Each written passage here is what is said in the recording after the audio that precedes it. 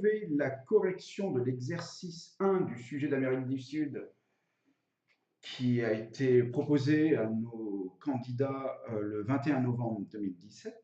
Je vous rappelle un résumé, un grand résumé de l'énoncé, qu'il s'agissait d'aider une chocolaterie qui veut fabriquer des palets au chocolat en forme de gouttes d'eau à prendre une décision sur une contrainte, c'est-à-dire qu'elle souhaite que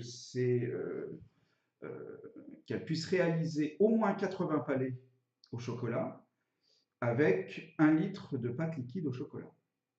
Alors, dans un premier temps, nous avons modélisé le demi-contour de la surface supérieure. Et là, il va s'agir donc de calculer le volume d'un palais. Et donc de 80 ensuite, pour voir si c'est inférieur à 1 litre. Alors pour ce faire, je vais avoir besoin de réaliser du calcul intégral. Mais auparavant, on va lire la question qu'on doit traiter, quand même. Pour obtenir la forme de la goutte, on considère la courbe représentative C de la fonction, restreinte à l'intervalle alpha et bêta. Je vous rappelle qu'alpha et bêta sont les deux valeurs qui annulent la fonction f, ainsi que son symétrique C' par rapport à l'axe abscisse. Alors je vais vous montrer tout de suite une courbe pour mieux comprendre de quoi il s'agit. Et donc ces deux courbes vont délimiter la face supérieure du palais. Donc on va pouvoir normalement, si on se débrouille bien, calculer l'aire de cette face supérieure. L'épaisseur du palais est de 0,5 cm. Une fois que j'aurai ces deux données, l'aire de la face supérieure et l'épaisseur, je multiplie l'un à l'autre et ça me donne le volume en centimètres cubes si je fais attention à toutes mes unités. Alors, on multipliera ce résultat par 80 et si c'est inférieur à 1000 cm3, c'est bon, c'est gagné. 1000 cm3 égale 1 litre. Je poursuis. Voilà, voilà.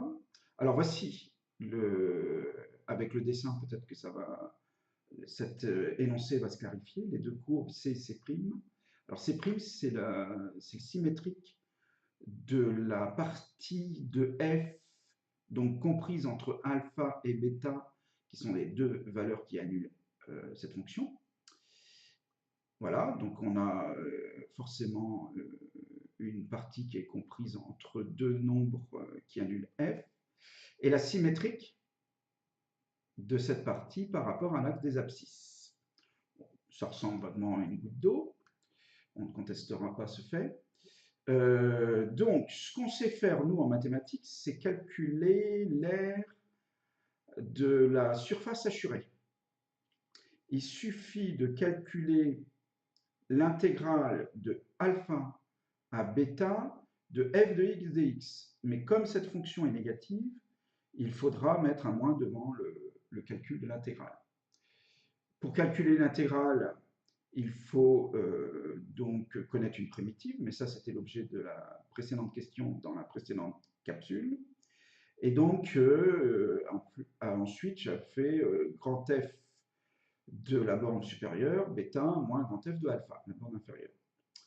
Nous connaissons les valeurs approchées de alpha et bêta dans des questions précédentes. C'est pour ça que ici on passe à égal environ, il n'y a plus de valeur exacte. Ça, c'était une valeur approchée de alpha. Celle-là, c'est une valeur approchée de bêta donnée dans l'énoncé. Et si je calcule, ça fait 5,6 unités d'air. Mais les unités d'air, nous les connaissons.